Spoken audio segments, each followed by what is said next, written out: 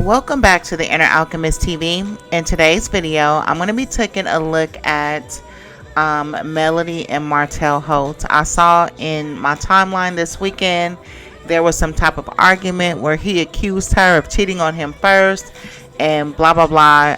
That's as far as I got. So without going too much further deep into the story, I decided to consult with the cards and see, is he lying? Is she lying? Did she cheat on him first or as well, or any of that?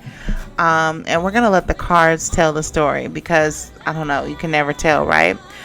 So before we get started, like the video and make sure that you are subscribed to the channel, turn your notification bells on, and like the video. Yeah, smash that like button. Let's jump right in. So, did Melody cheat on Martel during the marriage? First off, I want to start by saying that Martel was driving Melody absolutely insane. You know, I show that her mind was getting really distorted and messed up behind some of the antics that he was pulling. And I feel like a lot of this was motivated by his envy of her. When he came up in this particular spread, and we know they come up in different spreads, they come up different in different times in each spread that we pull. I find it funny that last spread I did of him by himself, he came up as a Queen of Wands in reverse. In his relationship with Melody, he's coming up as the King of Wands in reverse. Now, the King of Wands in reverse is like a megalomaniac, but this is also a person that is very envious.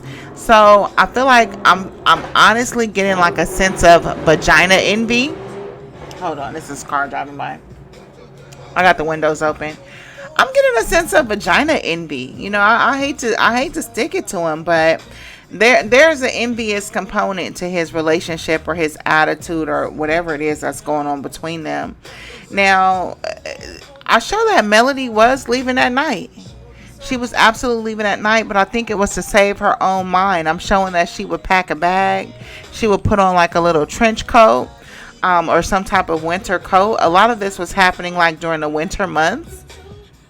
And I feel like she became emotionally overwhelmed. And she used to have to kind of separate herself to get some space for herself, to gain some type of clarity and peace of mind. Now, in the daytime, she would think about a lot of things. She would think about the kids the most. She would ruminate over the past. She would think about how things started out so good, how things started out so sweet. And then she would look out and see how she was kind of like emotionally disturbed by what was going on in the marriage. Like I said, almost being driven to the point of insanity. And then at night, after her thoughts became kind of like overwhelming during the day, after the kids were situated, I show that she was even willing to make plans for the kids. At times, she wanted to maybe send them away during the summer or send them to her family, because she always wanted to like leave. She wanted to get away, but it was for the sake of her own sanity and her own mind.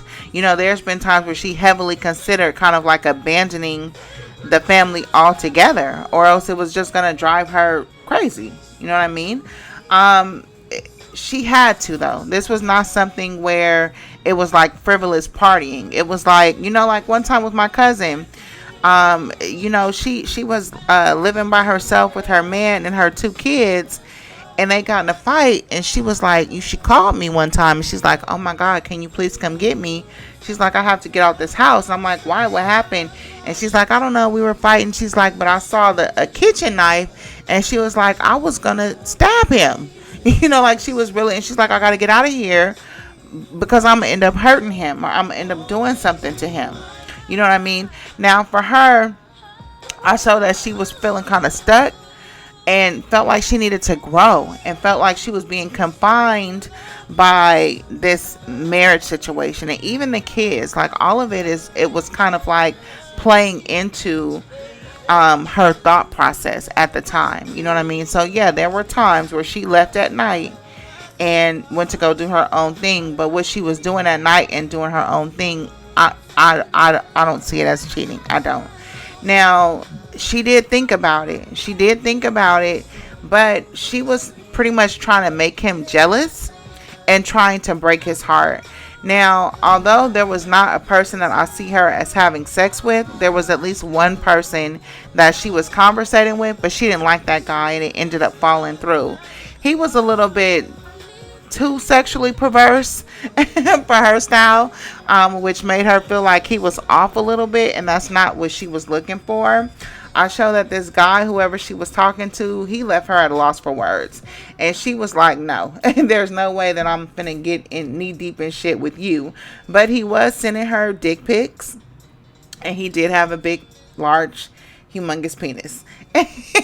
It wasn't no six, no, I was gonna say 6 to 8. It wasn't. It was probably 6 to 8 inches, but it wasn't no, unusual. It could have been a porn star, or it could have been a male dancer. The way that this penis is looking, but it was above average. I'm just gonna put it that way. But again, I feel like he was in some type of he was a pervert. You know what? Maybe he was an exotic dancer. Was she talking to an exotic dancer, or I don't know. I don't want to say like no. Yeah, it could have been an exotic dancer, you guys.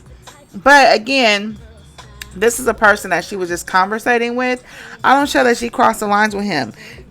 I show that during the times that she was talking to this person, though, she was feeling like she was willing to cross that line in order to compete with Martel and what he was doing, or the ways that he was making her feel. So at the time, she was definitely determined to break his heart and to make him feel jealous. And it was out of a spirit of pettiness, but also a spirit of competitiveness, and also responding to her own heartbreak and seeing that someone was trying to be mean and do her dirty. You know what I mean? So I feel like she kind of maybe manipulated her words a little bit to imply that she was doing something, or she manipulated her actions. I'm looking at this Chariot in reverse. The Chariot in forward movement or upright is about action and moving forward. But when I'm looking at this in reverse next to this Three of Swords and this Five of Wands, I'm seeing it as not action, but as someone trying to fabricate an action in order to break somebody's heart. You know what I mean? I show that she wanted to feel him to feel the same type of pain and pressure and confusion that she was feeling.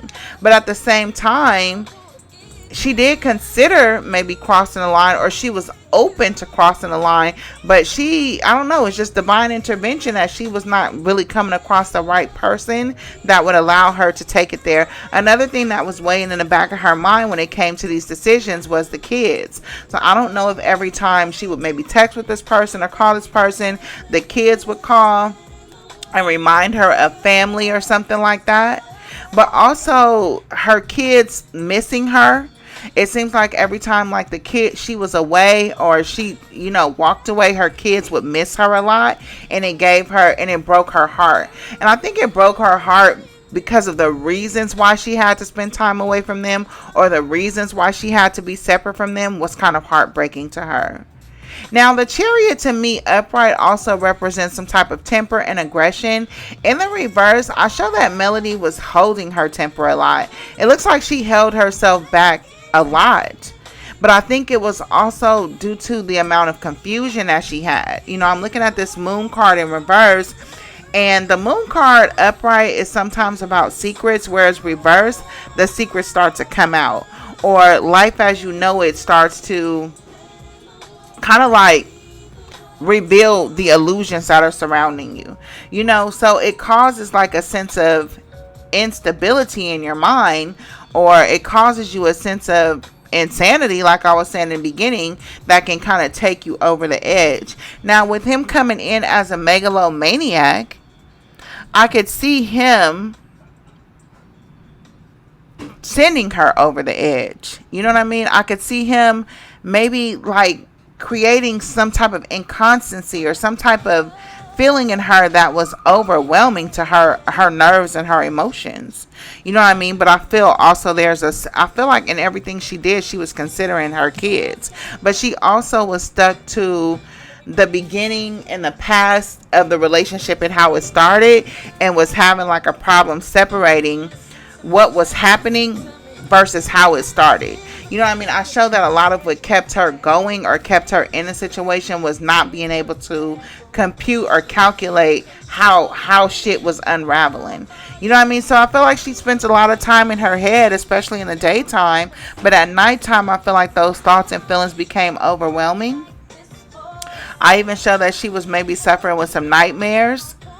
And I feel like he was pushing her over the edge. When I think of a megalomaniac and I think of somebody pushing you over the edge, I'm thinking of a gaslighter. I'm thinking of a liar. I'm thinking of somebody that's looking you dead in your face and lying, and you feeling the truth of it and you knowing the truth of it, but not being able to really show or prove it. But it's still resonating down in your soul to the point where you feel like you're going crazy. But I feel like he did that on purpose. I feel like that confusion or that illusion that he was trying to paint was on purpose in order maybe to cover up his own indiscretions. Now, like I said, she did end up talking to somebody, but he was a pure pervert. He was all about sex. Again, I don't know if he was some type of exotic dancer or a male, I don't want to say a male escort or sex worker, but this was just somebody who was just doing too much. Now, like I said in the sex reading, yeah, Mel has her little, she likes her little things, okay? She likes, but I don't feel like she can really get down like that in an environment that's not trusted. So for a person that's a complete stranger with no emotional investment, talking the way he was talking, to her, he seemed a little off. And so she wasn't willing to go forward and cross the line with this person on any sexual level. However, she did use the energy that she derived from having somebody who was expressing this attraction towards her, this sexual attraction towards her. She used it against Martel in a way to make him jealous and to break his heart into thinking that she was doing something. But the something that she was thinking about doing, it never really caught on. It never really caught on. And you could call it a mind game, but it wasn't really a mind game. It was just her version of maybe trying to stand up for herself, or maybe even trying to kind of fight back a little bit. I'm not going to say that she was helpless. I'm trying to say that at a point in time, she felt like she better give it back to him. You know what I mean? So I guess in a way that is kind of a version of a woman standing up for herself or fighting back. You know what I mean? But for the most part, it was just folly. It was just her creating some type of drama.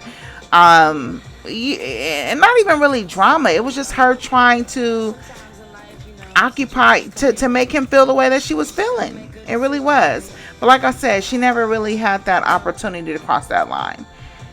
Melody felt betrayed, and she wanted to break his heart. She wanted to step on that giant. She wanted to stump his heart into a million little pieces if she could.